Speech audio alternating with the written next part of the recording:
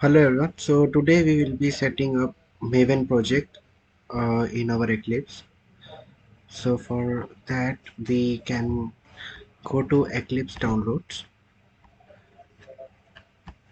So in Eclipse download we already have Maven installed while executing our programs. So here we can see Maven has already configured when we are setting up Eclipse.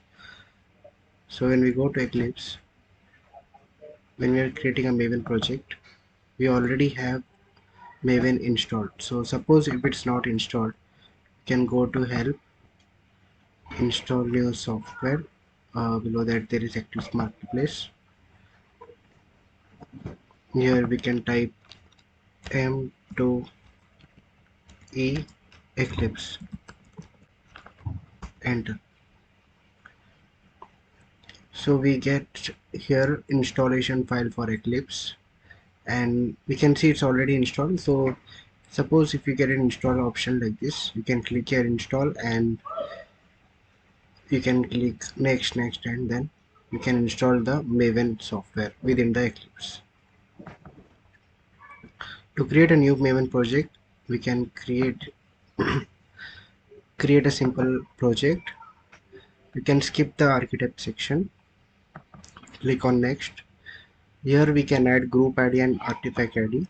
So group ID and artifact ID is nothing but it represents a group or organization that is responsible for the project, and artifact ID represents the name of the project or the module within the group. So here we can mention com.project.sample,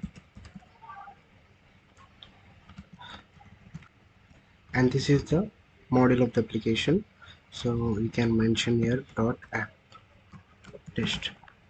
Then we click on finish.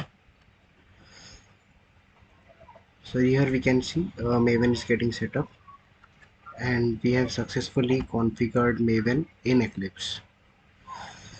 So that's all for today, and next session we will explain how we can set up Maven in our command prompt.